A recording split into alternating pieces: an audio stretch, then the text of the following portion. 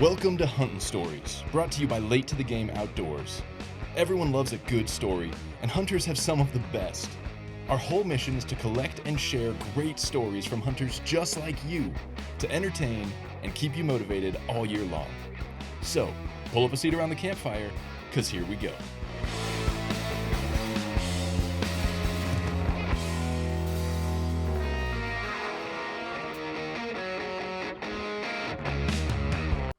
All right, welcome back to another episode of the podcast, and today I want to tell what is technically 6 stories, but they all flow together into one larger story, which is my black bear curse.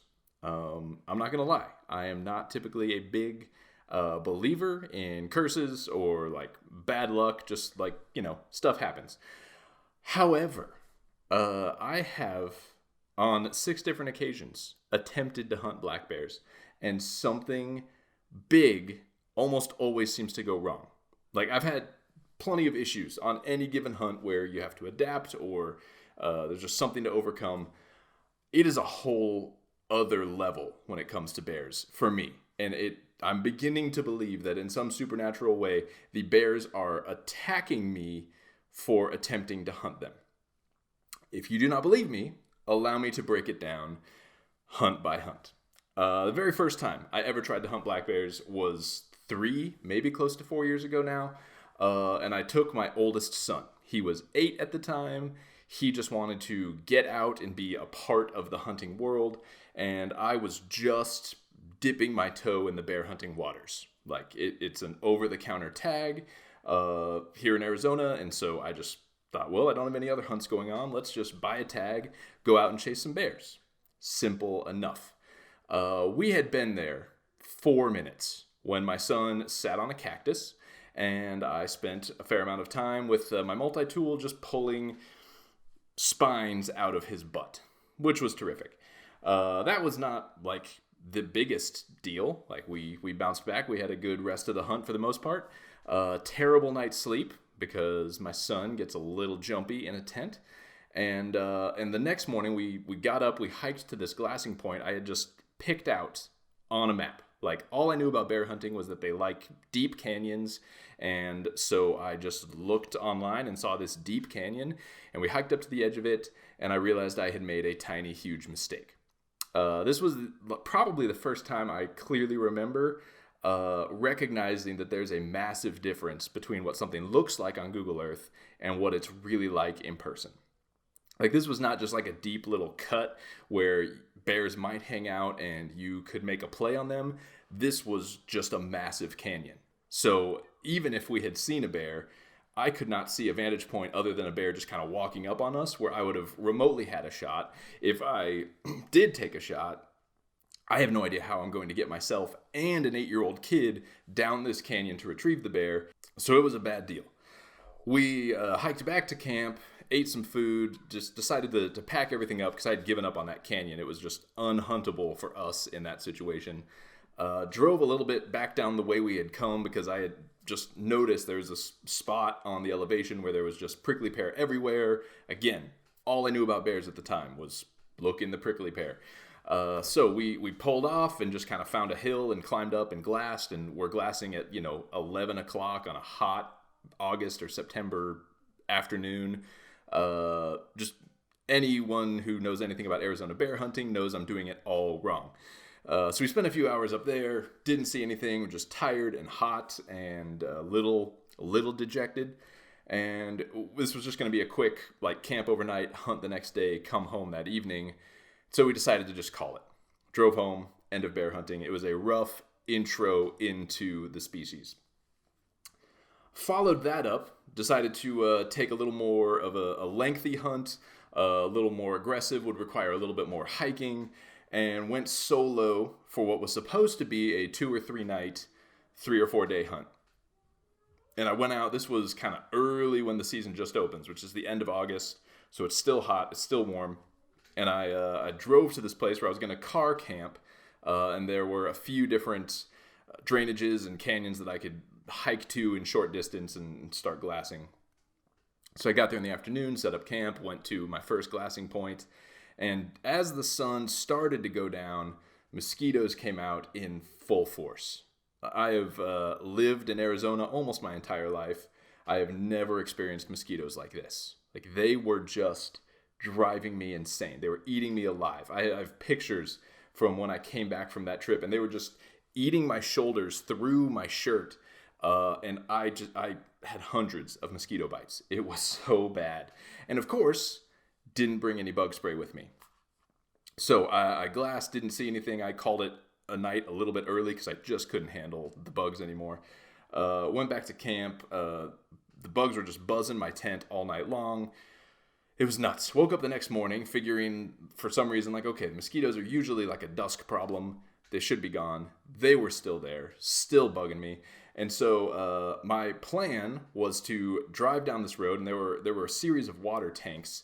And I was going to, real quick, just kind of walk along, check those tanks, look for tracks, look for sign, just get a gauge of if I'm in the right area at all.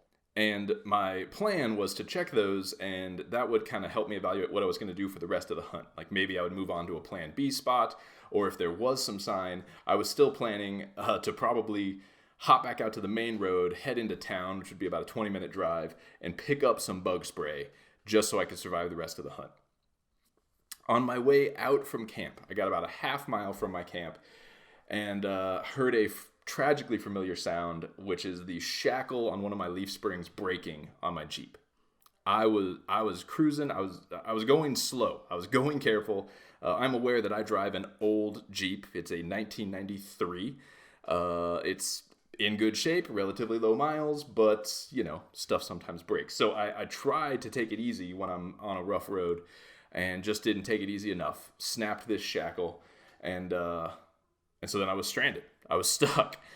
It was drivable, but you had to be careful, and it certainly wasn't like rock crawlable at the time because there's just metal grinding, and it's a bad deal. So I debated for a while, should I go back to get my camp? Like, should I try to drive back to it, or should I bring camp to the Jeep? Because I started calling around to shops in the nearby town, which is a smaller town. No one has these parts. Like, it's a simple enough repair if I could get the part, but no one had it.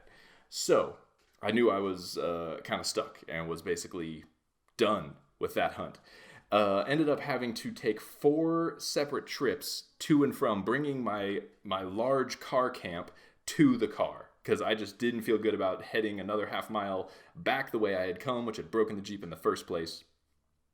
And so just one load after another, bringing car kit. Like, I didn't pack for backpacking, just hauling with my arms, whatever I could strap into my pack, and trying to get back to the Jeep. I had my big giant cooler preparing for, bear meat, that I didn't want to just carry a half mile. That sounded miserable. So I rigged up some paracord and like a harness system and just drug it half a mile down the road to the Jeep, which was delightful. And I still have that cooler. It still works. And the bottom of it bears the scars of that trip. So I limped the Jeep back out to the main highway, drove like I was that annoying guy in the right lane, driving real slow with his hazards on, all the way, and I think I was like 60, 70 miles from home. It was ridiculous, and probably not a great idea, but was my only option. So, Hunt 2 is over with. Later that same year, in the October hunt, I was taking a friend of mine who had never been hunting before. He came to me in like the late spring, early summer, and just said, "Hey man, I'm really interested in hunting. I want to go give it a try. What can I go hunt?" And he had just missed all the draw deadlines for elk and deer and, the normal stuff. And so I said, well, unless you want to wait till next year, we could try bear in the fall. And so he said, that sounded awesome. Let's go. So we planned this bear hunt for when the season reopens in the beginning of October. And something crazy happened with our weather. And the day before opening day, the day before we were supposed to go up there, this snowstorm blows in to northern Arizona, like just dumps 3-4 inches of snow all over the forest. And it was still like just wrapping up that following morning. But him being a new hunter, being super excited, like I felt terrible, like, well, we should maybe not go. And it's part of the experience, right? You hunt during some inclement weather. And so we drove up and decided to try to hunt despite the snowstorm, having no idea what it might do to bear activity. Now, leading into this hunt, what continues to convince me there might be a curse, my Jeep had broken again, not on a bear hunt, but just being old. It had broken. Was waiting on parts that were not ready yet, and so I could not complete the repair before the hunt. And so I had to ask my buddy, hey man, do you mind driving for this hunt because my Jeep's out of commission? He was more than fine with that, but he drove a 2-wheel drive truck. And now we are heading up to what are just incredibly slushy, snowy, muddy roads. And I had this spot marked, this waypoint a buddy of mine had shared with me when he was out hunting elk or deer. He was hunting something else, and there was just this hillside loaded with bear scat. So he sent me that, and we were going to drive kind of close to that and try to hunt over there. We couldn't make it anywhere close to that spot. I mean, it was down miles and miles down this dirt road that was just, at this point, a river, and we're in a 2-wheel drive truck. So we drove as far as we could, pulled off, found a camp spot, and then just decided that the forest is covered with snow. In the mornings, it's socked in with fog. My best bet, the only thing I could think of was, okay, well, let's hike around to some places. Either we'll cut a track if there's bears in the area, or we'll just post up in some good spots and do some predator calling and see if anything can happen. We spent that full day and then half of the next day doing just that. Hiking through the snow, looking for tracks, calling, no bears. Saw a couple deer, saw some elk, I think. Did not turn up anything even remotely bear related. That night, my buddy almost froze to death. Like he was using a whole bunch of borrowed gear. So like all the stuff I had upgraded over the years, but kept the old stuff, he was using the old stuff. And there was obviously a reason I upgraded it. So he was freezing to death that whole night. And with things looking not super promising, I had a plan B spot, a different, a good drive away from where that was. And we decided to hightail it out of there. So we packed up camp. We barely made it out of this slushy road in his 2-wheel drive truck, and then drove to this other spot, which was a kind of a bigger canyon, a much easier to glass, kind of more traditional spot and stock bear hunting rather than just blindly walking through the woods hoping to run into a bear. And we set up, glassed the whole afternoon and evening, and nothing was happening. We had the option to stay that night and hunt the next morning, but we both had a wedding we had to be at in the afternoon the following day, and having zero sign. Like if we had turned up a bear but just weren't able to make a play, we probably would have stayed and tried again in the morning, but we didn't, and we were cold and tired and muddy and decided to call it a day. So we went home. At this point, I'm noticing a trend that bears and me do not get along, but I'm deranged enough as an individual that somehow this drives me to keep getting out there. Like I am more driven to successfully hunt bears because it's been so difficult. And so the next year passed, I didn't do anything in the spring hunt. And as the next fall ramped up, I started getting ready for bear season again. And I have a buddy who's been on the podcast, Josh Kirchner, great dude, super successful bear hunter. And so I pick his brain all the time. And I've been trying to put together pieces of the puzzle. I feel like now I'm armed with a lot more information. I'm getting closer to them, but I'm still up against this curse. So this year, the fall that just passed, we're at the recording of this, we're in the middle of spring season, and the curse is still alive and well. But last fall, I had planned some much bigger, more aggressive bear trips. I was going to go backpacking into an area, which is nothing new. I backpack all the time, but decided to, I've never backpacked for bears. That'll be fun. And the first weekend that I was going to head out in there, I got sick. Like kind of one of those nondescript stomach things are really funky and gross. I woke up the morning that I was going to leave and it was clear that everything was wrong. So after a handful of trips to the bathroom, I came out and told my wife, yeah, I think I'm not going today. Decided to give it that day, just try to drink a lot of fluids, settle things down. I was still trying to hold out hope that I would hunt. The next morning I woke up, I was still not feeling great, but the how do I put this delicately? The physical symptoms had slowed down. So I just stupidly decided, you know what, I'm going to go for it. It's only, a little over 4 miles into where I wanted to go. It's a couple thousand feet elevation gain, but it'll be fine. I'm packing a day's less food now because my trip just got cut short by being sick. So I got to the trailhead, got all loaded up, and what was definitely working against me is this was like kind of more deserty topography, not forest, and this is Arizona where water is often scarce. So I had no indication that there would be reliable water, so I knew I had to pack all the water I would need. And so I loaded up an extra 2.5, 3 gallons in a bladder that I put in the meat compartment of my pack. So my pack was probably 65, maybe pushing 70 pounds with all my gear and with all the water, which is a heavy friggin' pack to begin with. And when your body is still a little bit weak from ejecting everything you tried to put in it the last 24 hours, it's a bad deal. So I started hiking down this trail with this heavy pack. Less than a half mile in, I was running into fresh bear scat. So I was super like, okay, I'm on the right track. This is going to be awesome. But I was also feeling terrible. Like, not just like, oh, this is hard. Oh, I'm tired. But that like there is something wrong with my body. Like, I do not have the energy for this. And so I tried to just keep pushing, tried to slow my pace. I had my trekking poles out. I was trying to play it smart. But I was just kept pushing. Mentally, I kind of said like, okay, get to the mile point and you can take a break. So I pushed it, made it right at a mile, dropped my pack, sat down.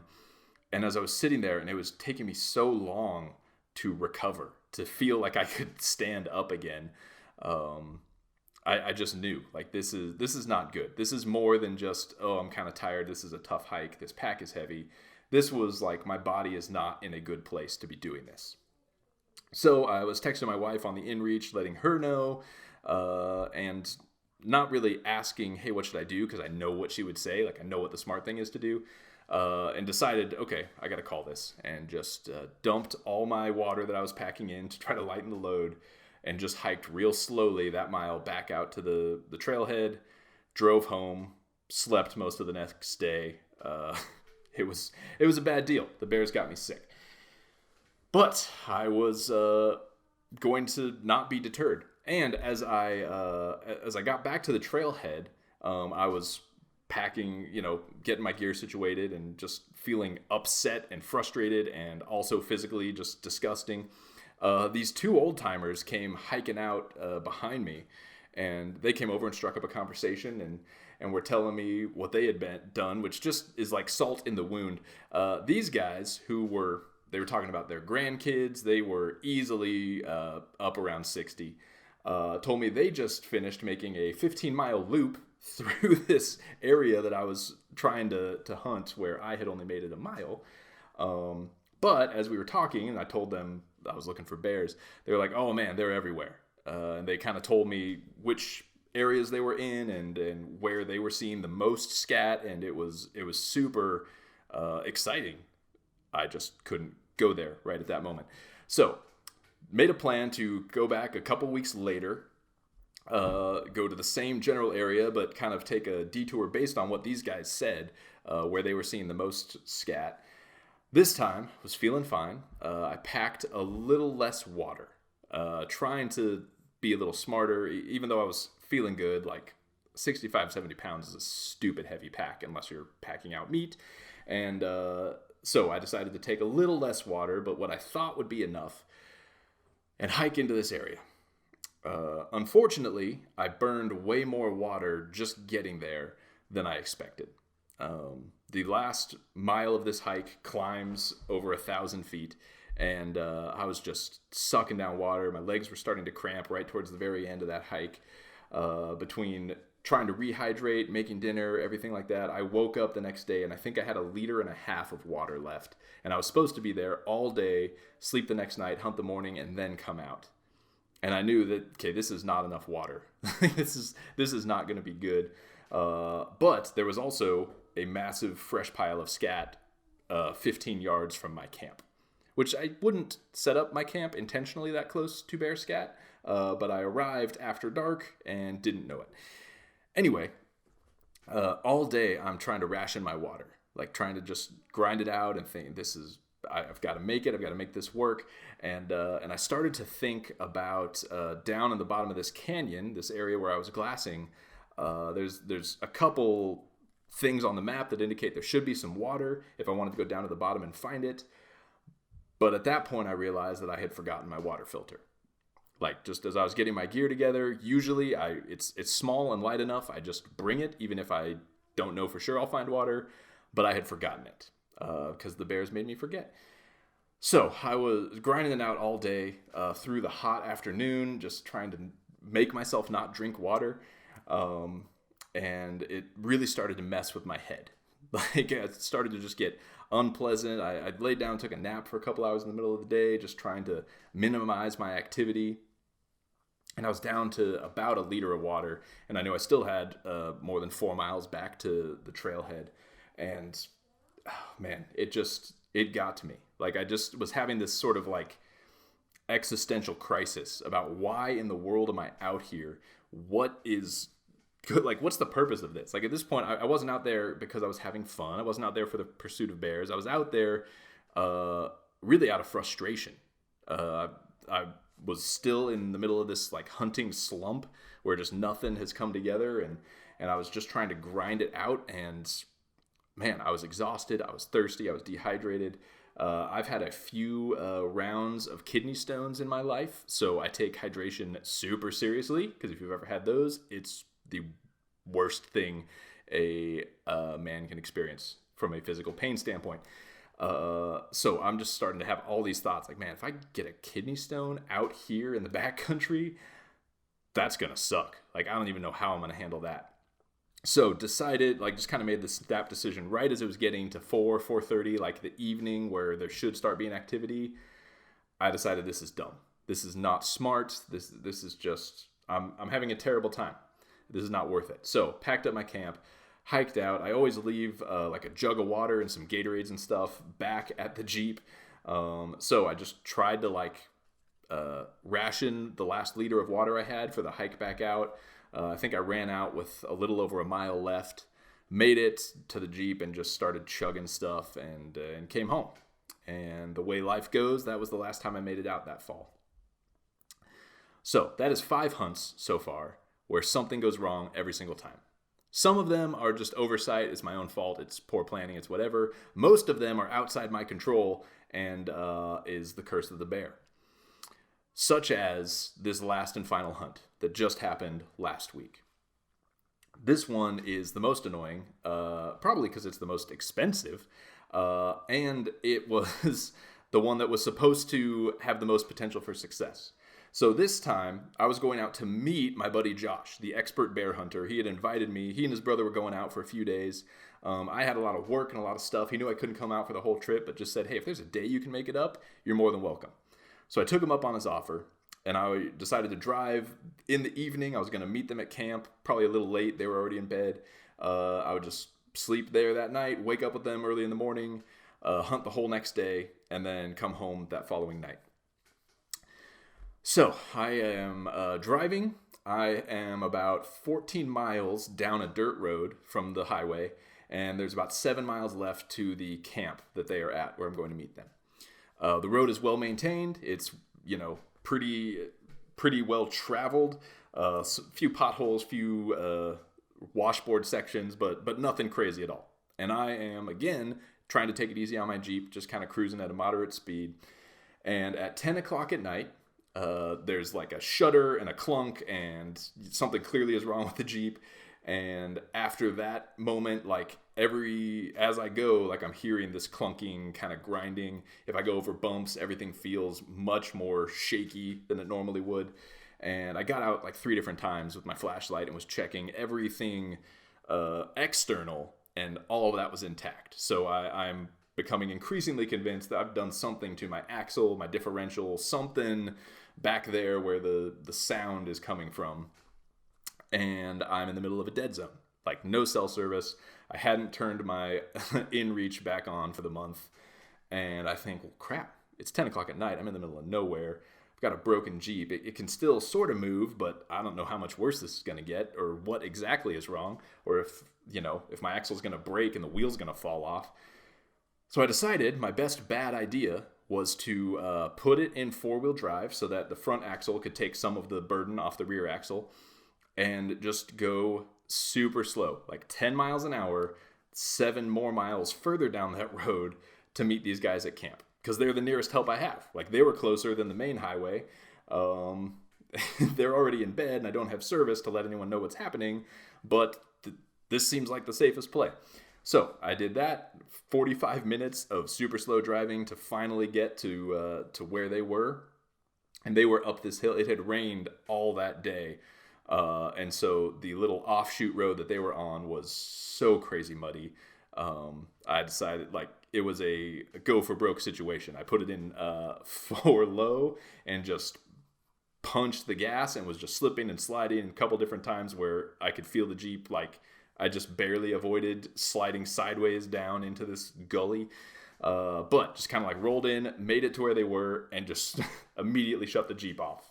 My buddy commented the next morning, like, yeah, I heard you coming in, and it sounded like you just killed the Jeep the second you pulled in, which is exactly what I did, because, I don't know, I was just mad at it. So that night, slept terribly, because every time I woke up, I was thinking and, like, couldn't stop my brain from going into problem-solving mode. Like, how in the world do I get out of here? What am I going to do now? Decided to, well, I'm already here. I might as well enjoy some hunting. So hunted the morning with them, and about 10 o'clock decided, okay, it's time to start to figure out what in the world I'm going to do with my life. Hiked back to camp, started calling roadside assistance and tow trucks and getting all that, like trying to describe to a dispatcher lady where I am, like just down this no-name road, a certain number of miles. I don't have any mile markers to go off of. And then she told the tow truck driver the wrong direction, so he started coordinating with me and told me that, yeah, well, the price they quoted you is going to be a lot more if I have to come all the way to you. So started doing the same thing, limping my Jeep 10, maybe 15 miles an hour back up that dirt road to get almost back to the main highway where I ran into the tow truck driver, and he loaded me up, took the Jeep in, dropped it at a shop. I don't know anybody in Payson, Arizona, which was the nearest town of any size. But just kind of got connected with this shop, and sure enough, I broke a couple teeth off of the gears in the differential, flung metal all over the thing. I have a locker in my differential, which is toast now, and so it is a hefty repair that's going to take a couple weeks. So that my Jeep is still suffering the curse of the bear as we speak, just 90 miles from my house. Nothing I can do about it.